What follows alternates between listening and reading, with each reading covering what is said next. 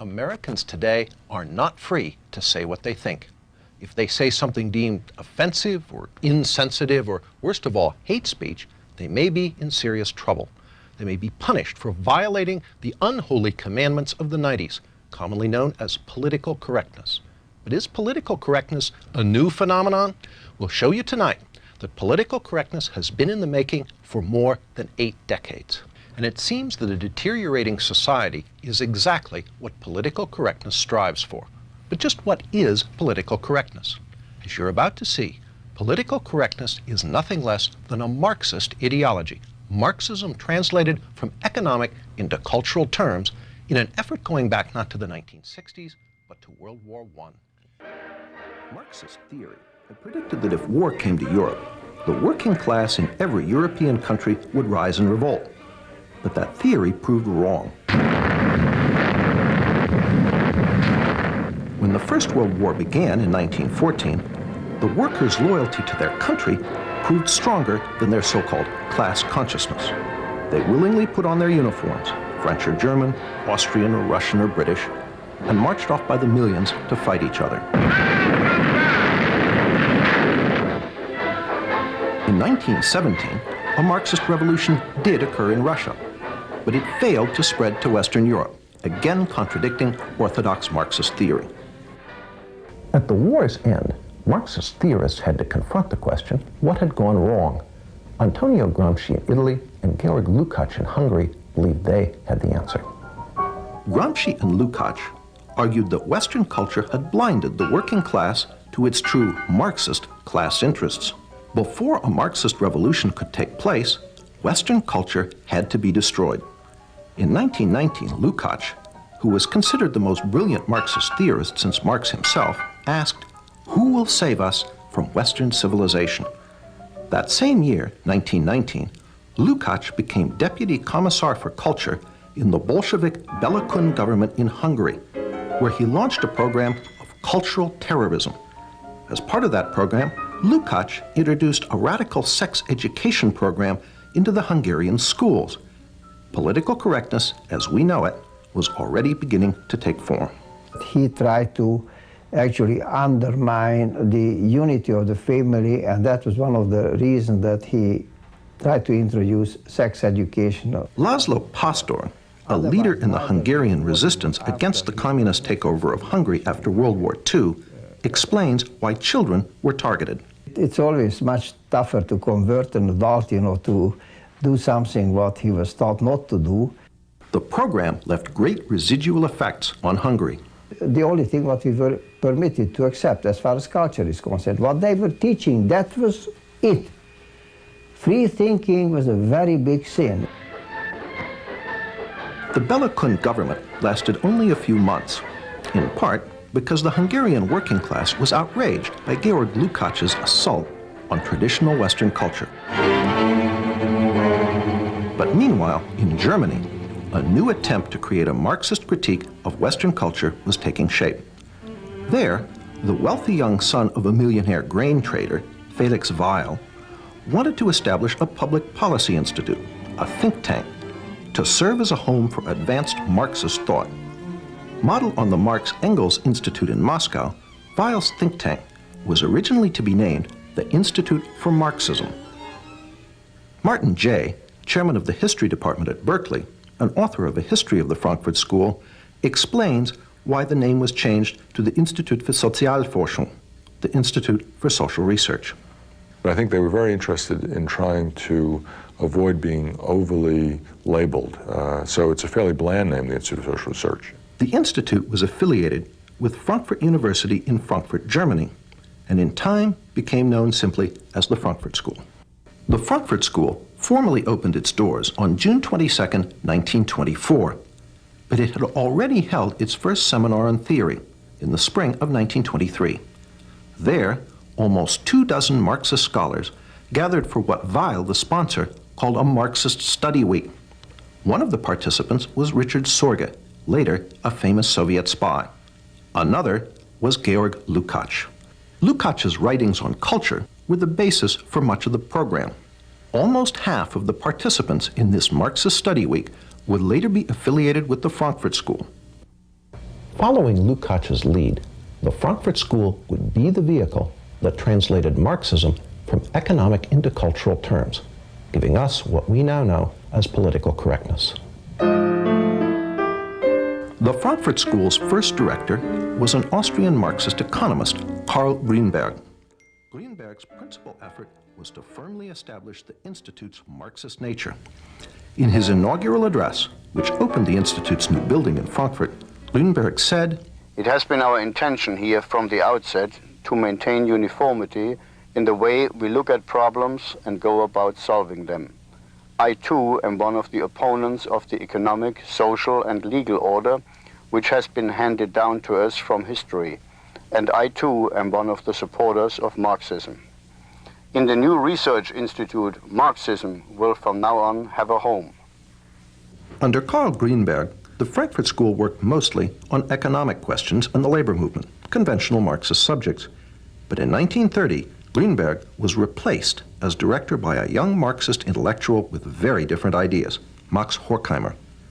Horkheimer quickly began to use the Institute to develop a new Marxism, very different from the Marxism of the Soviet Union.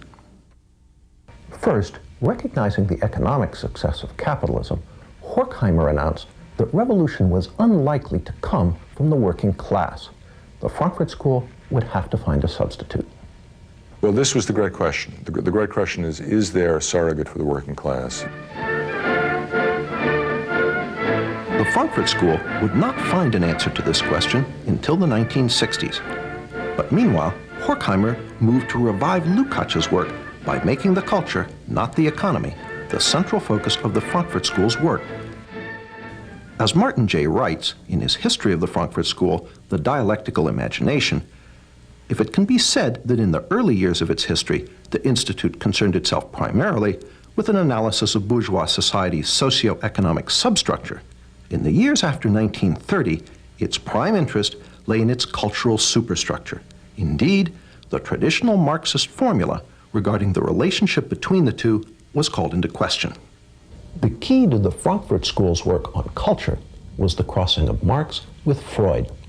Just as classical economic Marxism argued that under capitalism the working class was oppressed, so the Frankfurt School used Freud to argue that under Western culture everyone lived in a constant state of psychological repression.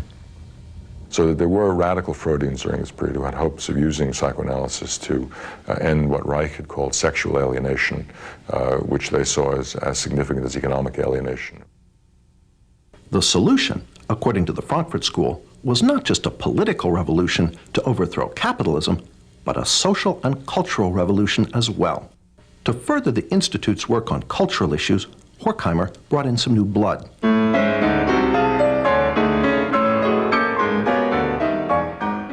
The new members included a sometime music critic, Theodor Adorno. Martin J. sees this addition as critical. Well, Adorno is perhaps the most fecund and, I think, brilliant of all the members of the Frankfurt School. Another new member was Erich Fromm. Fromm, a practicing psychoanalyst, was noted for his radical Marxist social psychology.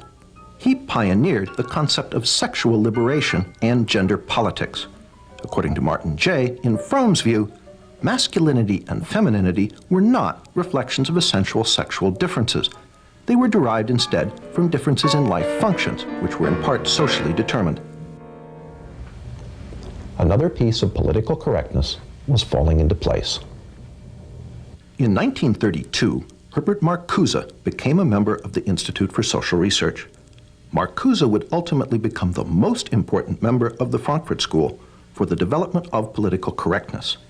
In the 1950s and 60s, Marcuse would complete the translation of Marxism into cultural terms and inject it into the New Left. Martin J. sums it up. In which Marcuse in the United States represented the most radical inclinations of the school, in a sense continuing the work they had done in the 1920s and into the 30s, a work that was inspired by Marxist Hegelian philosophy, very interested in the crisis both of capitalism and liberal democracy, trying to find alternatives to the working class. As we've seen, the Frankfurt School, Marxist in origin, wanted to create a cultural revolution against Western society. and in the 1930s, they took their important first step. In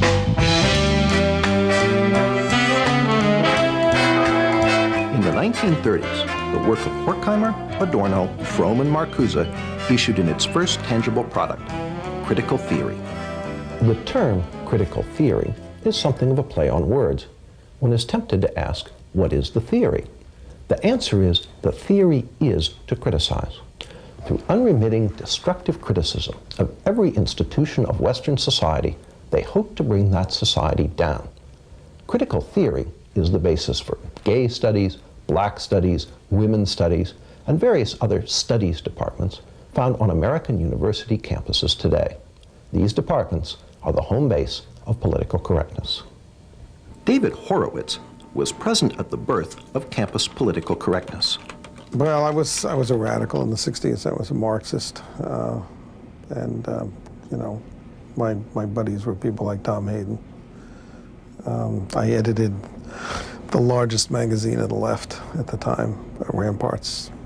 But the Frankfurt School was important in Marxism because they no longer believed really in the future. They only believed in destroying capitalism and destroying, you know, bourgeois democracy is what we would have called it.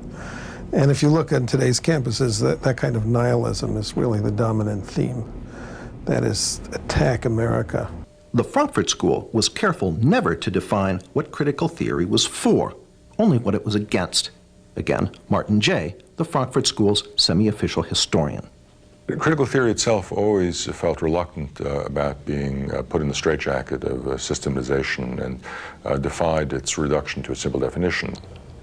Critical theory actually attempted to politicize logic itself. Horkheimer wrote, "Logic is not independent of content." That means an argument is logical if it helps destroy Western culture, illogical if it supports it. Such twisted thought lies at the heart of the political correctness now inculcated into American university students. When there's, 1% of the campus is conservative and the other 9%, and the other 9% of the people who care are incredibly liberal, you're going to get, something approaching a socialist state. But how did the work of a small group of German Marxist intellectuals come to America? In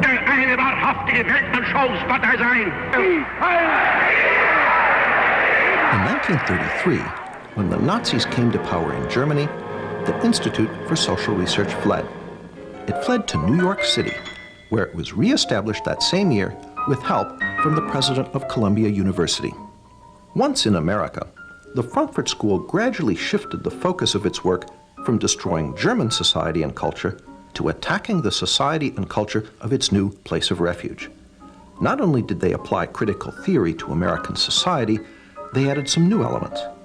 One was the Institute's so-called Studies in Prejudice, which culminated in 1950 in Theodore Adorno's immensely influential book, The Authoritarian Personality. In it, Adorno argued that the American people possessed many fascist traits, and that anyone who supported traditional American culture was psychologically unbalanced. It is no accident that today, the politically correct are quick to label their opponents fascists and suggest that they need psychological treatment in the form of sensitivity training. People over profits! People over profits! The Frankfurt School even integrated political correctness' most fashionable cause, environmentalism, into their cultural Marxism, by way of Horkheimer and Adorno's book, Dialectic of Enlightenment. Well, they were very interested in what was called the domination of nature. Dialectic of Enlightenment in particular moved the emphasis away from economic domination to the species domination of the natural world, including, we might say, internal nature through psychoanalytic understanding of repression. So they were very keen on recognizing that we needed to have a more nurturant and a more, let's say, balanced relationship between humankind and the natural world. After World War II, Horkheimer and Adorno returned to Germany, where the Institute was reestablished at Frankfurt University. But not all the old members of the Institute returned. Fatefully, Herbert Marcuse remained in America, eventually becoming a professor at Brandeis and University of California, San Diego. Marcuse labored to finish the intellectual work begun by Horkheimer, Adorno, and Fromm in the 1930s. Marcuse, on the other hand, remained in the United States, and during the 50s and 60s developed some of their earlier ideas, merging Freud and Marx, interested in aesthetics and interested in cultural, let's say, tendencies towards what he would call negation, which were usable in a campaign to call into question the what Antonio Gramsci would have called hegemony of capitalist bourgeois culture. And Marcuse became, of course, the so-called guru of the New Left. It was Marcuse who finally answered the question posed by Horkheimer in the early 30s. Who could substitute for the working class as an agent of revolution? So you had to find some new constituency, whether it was students or blacks or women or gays or whatever it was. And Marcuse had a fluid Marxism that fit into this. Martin Jay confirms the role of the Frankfurt School in creating the victim groups that constitute the politically correct coalition. But the working class wouldn't play the hegemonic role that traditional Marxism had expected from it. And so students, blacks, other minority groups, women, and so forth were, they hoped at least, able to come together.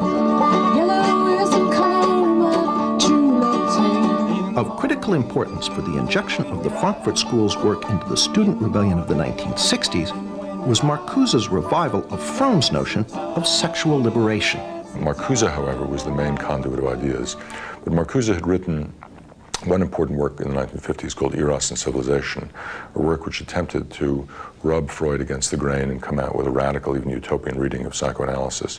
And that, combined with Norman O'Brown's Life Against Death, had a great impact on the counterculture and on emphasizing a libidinal element. Marcuse's Eros and Civilization condemned all restrictions on sexual behavior, calling instead for polymorphous perversity. Instead, it argues that at certain early developmental levels of the human psyche, there was a potential for sexual expression, sexual pleasure, which had not yet been organized into the restricted notions of heterosexual sexuality, and that these had some sort of capacity to be reinvigorated. Polymorphous perversity helped open the door to aspects of political correctness, such as gay liberation. This is his idea of what human society, a good human society, should be based on, was a certain kind of polymorphous perversity and narcissism, which by liberating non-procreative eros, was his term, we would find great enlightenment and great happiness. This was supposed to be the key to utopia. David Horowitz ties Eros and Civilization directly into the 60s rebellion he was part of. Marxism is a bankrupt creed and was bankrupt by the 50s or earlier. People understood it didn't work. There was no working class that was going to make a revolution. Capitalism, people were happy with capitalism, basically because it spread more money to more people than any other system in history. So they tried to find other sources of revolutionary energy. And one was the idea of sexual repression on the 60s. I mean, it was a way of, and people always think up complicated theories to, do what they want to do. People wanted to do a lot in the 60s, so Herbert Marcuse, gave them the intellectual justification for having a lot of sex with a lot of people, a lot of the time. That's what Eros and Civilization, that's the title of his famous book on it, is about. Marcuse is also the source of one of political correctness's most notable characteristics, its total intolerance for any viewpoint but its own. Marcuse argued that our free American society was actually a deception, that its true tolerance is somehow repressive, while he argued for something called liberating tolerance. And what he meant by that was liberating toleration or liberating tolerance meant intolerance from ideas of movements from the right and tolerance for any ideas from the left. It's a recipe for repression. Even Martin Jay, a great admirer of the Frankfurt School, admits the totalitarian aspect of Marcuse. Perhaps his most significant essay in terms of impact, the one we haven't even mentioned, an essay on repressive tolerance, written in the late 60s, which argued that because the tolerance of different beliefs produced no action at all, because every belief seemed to be equal to all others, and racist and neo-fascist and militarist beliefs were given equal weight to those that were pacifist and emancipatory. This led ultimately to the problems of political correctness and incorrectness in the 1980s. That is to say, if you had a strong notion of who was politically correct, you could then be intolerant of those who weren't. And sometimes this can be used as a license by people on the left to deny free speech to people they disagreed with. Through these works, Marcuse became the main agent of transmission of the Frankfurt School's ideas. Marcuse was a tremendously important influence on the thinking of young people in those days. He was one of the spiritual fathers of the movement. And through Marcuse, the New Left found the rest of the Frankfurt School. And then in the 1960s, they were rediscovered by students who looked back at the work they'd done and rediscovered a source of a non-traditional, non-communist Marxism, which they found as an inspiration for the student movement in the 1960s. Jay pays Marcuse the ultimate compliment as a revolutionary. He became a kind of celebrity. I mean, in Paris, there were banners that said Marx, Mao, and Marcuse. So he was, luckily because of the alliteration up there with a couple of pretty heavy hitters. And the consequences of the Frankfurt School's work now engulf us all. Martin Jay pays them due credit. Well, it's fascinating. If you compare them with other figures from the so-called Western Marxist tradition, they are perhaps more alive than virtually anybody else. Roger Kimball, although coming from the opposite political perspective from Martin Jay, agrees.